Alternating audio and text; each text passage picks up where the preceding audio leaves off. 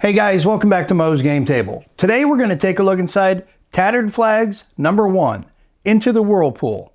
This is a game designed by Herman Luttman, and it is published by Blue Panther. There was a game years ago by Victory Point Games called The Wheatfield, and this is the next iteration of that game. And the interesting thing about this is it's not your standard hex and counter game. This is kind of a cross between hex and counter and miniatures with a very heavy miniatures feel to it, but using regular counters. And I think it's really cool. And this is definitely going to be a fantastic production because Blue Panther does it. And you know it's going to be a fantastic game because it's done by the great Herman Luttman. So let's take a look at the back of the box and see what this game's all about.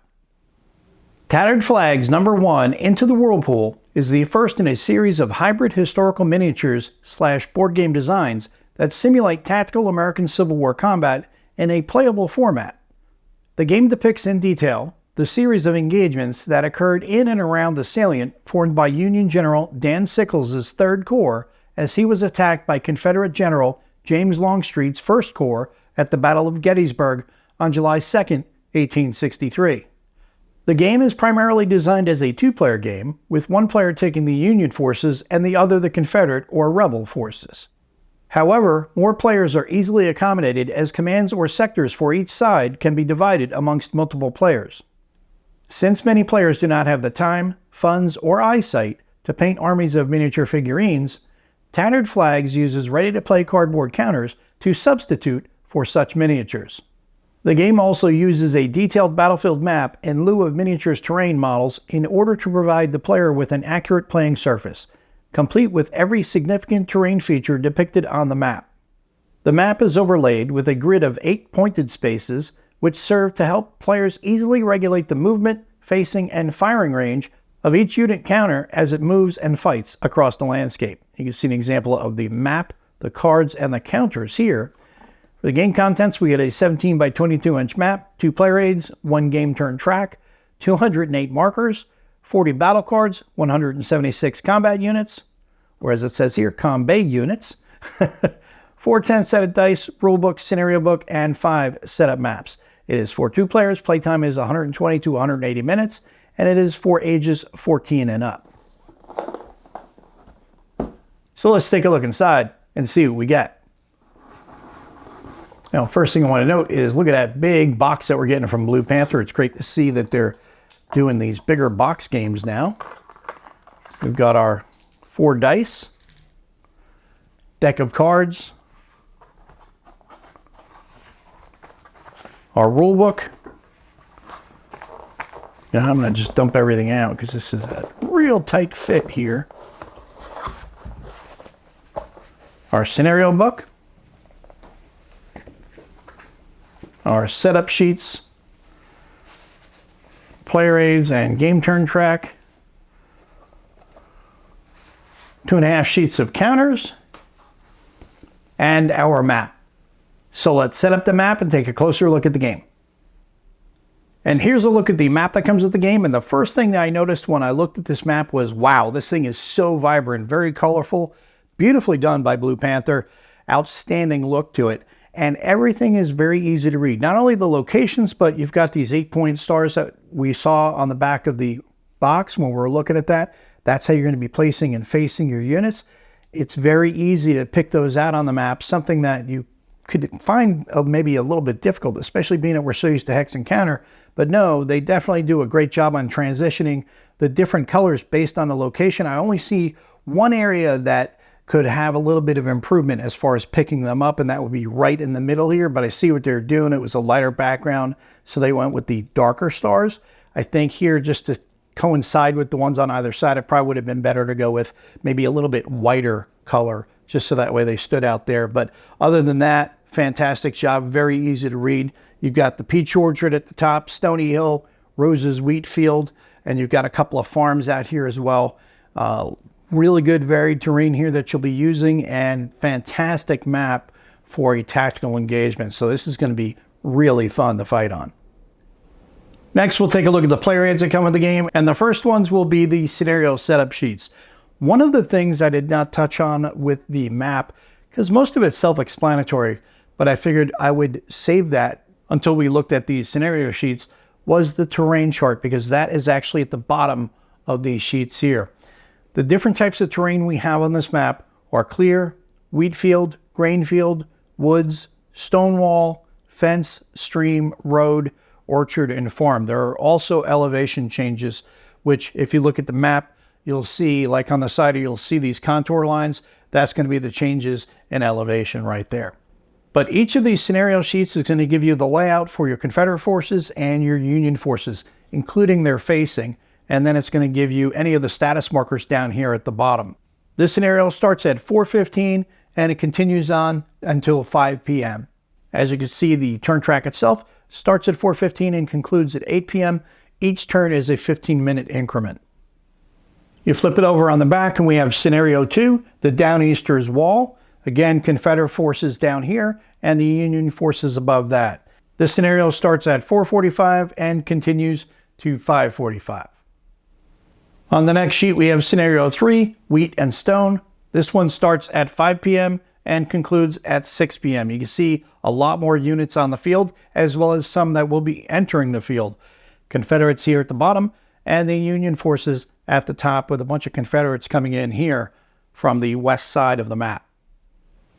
On the back side, we have scenario 4, the Whirlpool of Death. This starts at the 6 p.m. turn and concludes at the 8 p.m. turn. So you're playing basically half the turn track in this big scenario.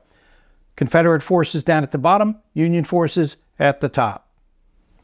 And then we finish off with the big scenario, scenario 5, the Bloody Wheat Field. This starts at the 4:15 p.m. turn and it concludes at the 8 p.m. turn. Just a few Confederate forces down here at the bottom and a wide array of Union forces above that.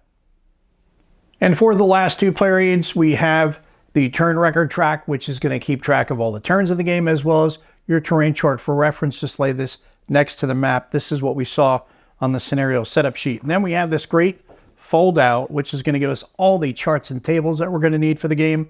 Fire combat tables, bayonet combat hit types, unit morale test tables, close combat sequence, obscuring LOS features and blocking LOS features, and then the fire combat hit types on the top right.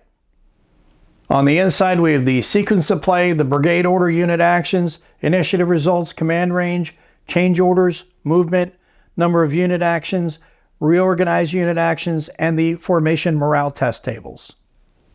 Next, we'll take a look at the battle cards that come with the game. These are optional. You don't need to use those, but I would strongly recommend you do, because I'm not a big fan of cards in war games per se, but these type of cards I absolutely love because they introduce more chaos to the game, and chaos is the key in combat because you never know what's going to happen, and this is what allows weird events to happen, creates shifts in momentum, things like that that you'd actually see in combat. So these cards reflect that really well. We have several different examples here.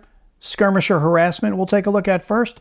Before the enemy activation phase, choose an enemy unit within 3 spaces of a friendly infantry unit and roll 1 die. On a 1 through 4, no effect. 5 through 7, increase the enemy unit's formation disruption level by 1, and on an 8 through 10, increase the disruption level by 2. Heroic Act down here. Choose one. Before bayonet combat round, get a plus 20% to hit on the next bayonet combat roll. The reason why it's a plus 20% is because you're going to be rolling the 2 die, 1 blue, 1 white, and those are percentage dice. So that's how you're going to get the boost right there at 20%. That's how it factors in. Before fire combat, you get a plus 20% to the 2 hit on the next fire combat. And before any morale test, you get a plus 20 boost to the test roll. Fatigue. Immediately after an enemy formation is done with its activation, increase its disruption level by 2, but not higher than 6. As you can see, these are things that you can play on your opponent as well as play for yourself. You got a unit that's threatening you, it's moving up, you can just slap the fatigue down and play it on that unit, and it increases their disruption level by 2. Longstreet directs the attack, or Sickles directs the defense. For the Longstreet attack, you have before the initiative phase, automatically win the initiative this game turn, and before the initiative phase for the Sickle directs the defense, you automatically win the initiative phase. So 1 for either side. If you want to win the initiative as the Confederates, you just play that and Sickles directs the defense. Otherwise, for the Union, Longstreet will direct the attack. At the top right, we have Rebel Yell. Same thing as we saw here with the Initiative. You get a charging Rebel unit that is automatically made confident, or the same for the Union. A defending Union unit is automatically made confident. Then we have Firefight. Instead of just taking the fire, you play this card and you may issue fire combat directly back at the enemy. So you get that give and take, a lot more back and forth, and it keeps the momentum shifting throughout the game. I really love the idea of these cards. And the other thing that you have is down at the bottom, you'll see all these cards have the same icons at the bottom, and those are for the 4 default actions you can take. You have your maneuver down at the left, and then here for your fire on the right-hand side. For opportunity maneuver, you can move 1 unit straight ahead, or you can pivot 1 point on the 8-pointed stars that we see on the map here. You can also do a forced march, which allows you to move 1 additional move action. And then for the second icon, which is the fire icon, you could do a quick fire, or you can do a disciplined volley. Disciplined volley is when you add an additional volley modifier to your fire combat. As you can see, these cards are very versatile in use for both the offense and the defense. I think these are a fantastic addition, and while optional, I strongly encourage you to use them in the game. Next, we'll take a look at the counter sheets that come with the game, and the first thing I want to say is these are some of the nicest, if not the nicest, counters I've seen from Blue Panther. They just keep increasing their capabilities with each print, and these counters look absolutely phenomenal. I am really impressed with the color, the clarity, everything with these counters. It's going to look fantastic on the map. This is just the first half sheet, then there are 2 full sheets, but on this first half sheet, we've got the Butternut Confederate units, because remember, Herm loves to use Butternut for the Confederacy because that was more accurate than the gray as they're portrayed in historically throughout all of the games that we've played. Got some administrative counters at the top, and then we've got the units below that. The units are pretty easy to read. At the top left, you've got a number there, number 4 here for the 7th South Carolina. That is the unit's experience level. That goes from 1 through 5, 1 being raw and 5 being a crack unit. At the top right, we've got the brigade that it is part of, and that is going to be matched up with the brigade badge on the leader counter. And then next to that, you see 2/4 for 7th South Carolina, and that is going to be unit 2 of 4. You've got 2-4, 3-4, and 4-4. 1-4 is elsewhere on one of the counter sheets, but that tells you that there are 4 units in that brigade. And I wanted to show this next sheet on its rear side because we already took a look at the front side. On the rear side, you see all the smoke and you see some guys falling down, getting shot, things like that. A lot more activity on that because that is the used side and that is the one that's been in battle. I think it's a really cool way of differentiating them without having to put a stripe through them. You just give a different look. And flipping that sheet back over, we see the unused side, and you can see how really clear and vibrant the colors are. Everything is very easy to read on these counters. One other additional piece of information is on some of these counters, not all of them. The top right, you see that S next to those units right there. That is telling you that those are smoothbore muskets that those infantry units are using. The same goes for any of the cannon unit. They'll be using a smoothbore cannon. Everyone else is using a rifle bore. And on the final counter sheet, we have primarily administrative counters, but we've also got the leaders for both the Union and the Confederacy down at the bottom right. And as you can see next to them, they have their brigade badge, so you know which brigade is going to be matched up with which of the units on the field. Next, we'll take a look at the rules. This is a 36-page full-color rulebook. On the front cover, we have the table of contents listing out all the different sections and their associated page numbers. On the inside of the front cover, we have the introduction, then the listing of the game components, and an explanation of all the game components, which we've already looked at, your counters, explanation of what all the information is on the counters, and you see these call-out boxes. We've got examples in this kind of orangey brown at the top as well as at the bottom here. Explanation of how to use your administrative counters, and then we get into the setup and sequence of play on page 6. Start off with the initiative, explain to you, brigade orders and the different types of orders you can issue, your command range, which is one of the tables on the player aid box. And you see these orange examples sprinkled throughout. Changing orders, shattered formations, Union artillery formation, brigade order, and unit action allowance. unit actions, the different procedures. And remember, we talked about the numbers on the top left of the counters. You have crack, which is 5, all the way down to raw, which is the 1. So that will tell you how many unit actions you get. 1 unit action for raw, 5 for crack. Then we have the type of different actions you can get, and then we have a summary in this green call out to summarize how the entire activation procedure works, and it gives you a breakdown of all those steps. Then we get into movement.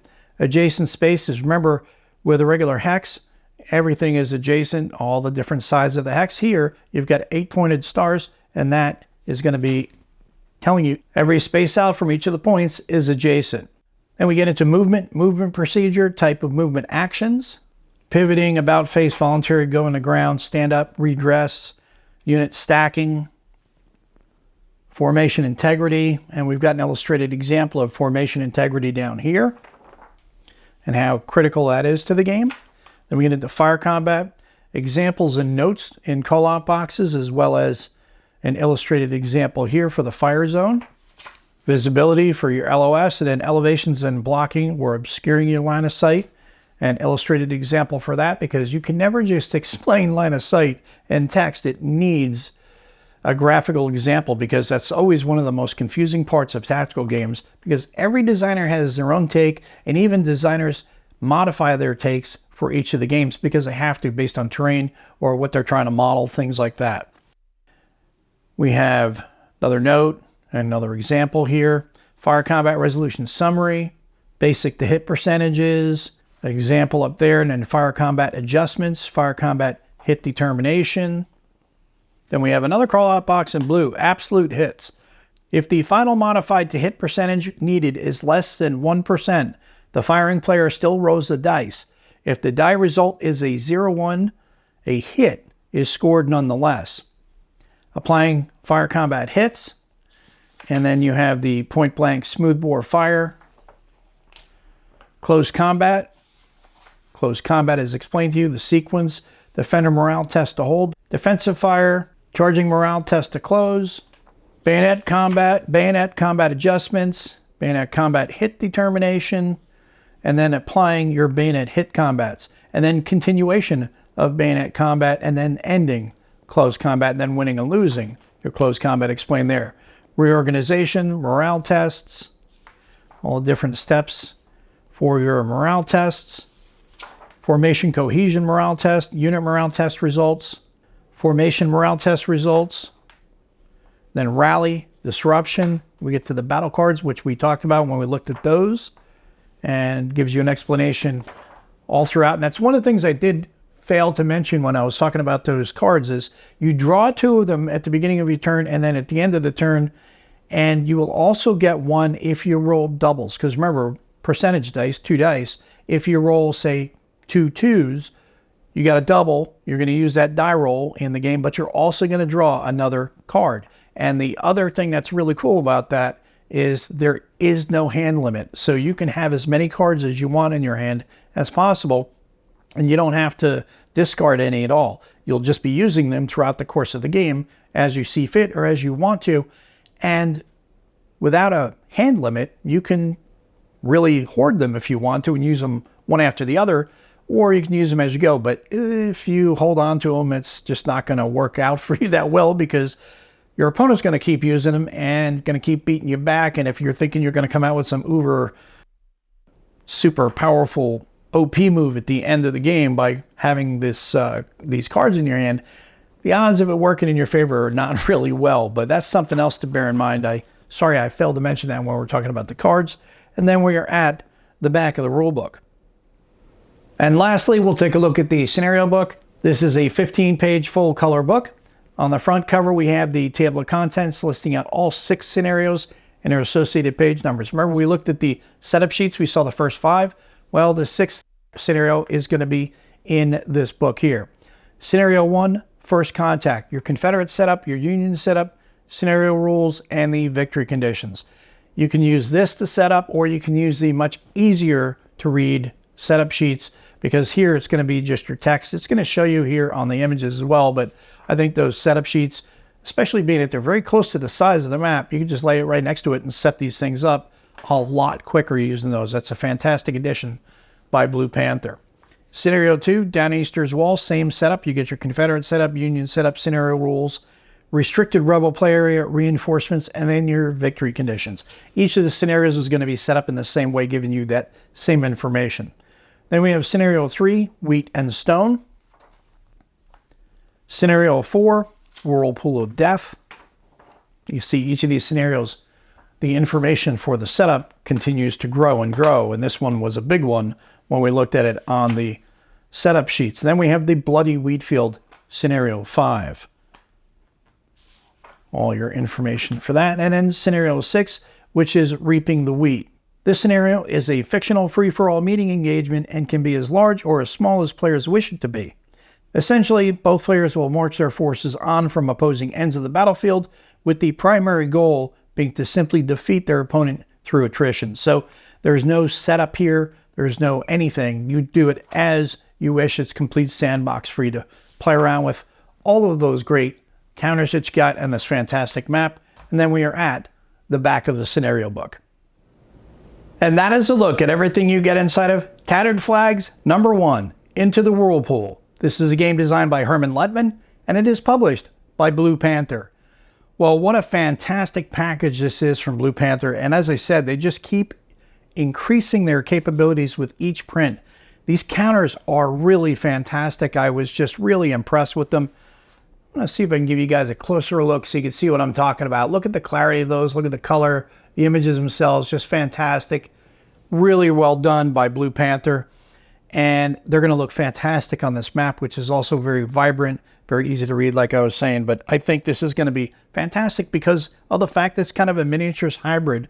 If you like playing miniatures, but you don't want to sit down and paint those minis, well, this gives you that same type of feel with all the movement and your pivoting, your facing. All of that is the same stuff that you'll see in miniatures gaming, but you're going to do it here with these counters. I think it's a great addition to the line for Herm to have this reprinted. It originally was the Wheatfield, and now it's expanded to this one, Into the Whirlpool, with Blue Panther. The first one was with Victory Point Games many years ago. And like I said, these cards here just giving you so many options on changing things up in the course of play. This is just an additional optional rule, but I think you definitely need to play with them.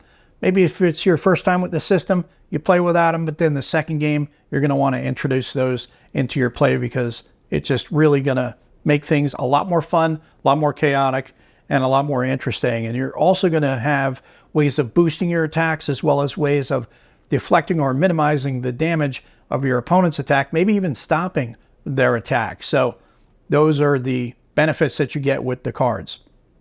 Overall, just looks like another fantastic package from Blue Panther and another great design from Herm Lettman. So if you are looking for a miniatures ACW game and you don't want to paint any of the miniatures, don't have any, well, get yourself a copy of Into the Whirlpool because it's going to give you the same feel and the same action at a lot cheaper cost than you get paying for all those miniatures, and in a great little system here in what will be a series, because as you see, it says #1 in the Tattered Flag series. So looking forward to getting this one on the table and checking it out. Well, I hope that helps you guys out if you've been curious about this one. If you have any comments or questions, post them down below. Thanks for tuning in, guys. See you next time.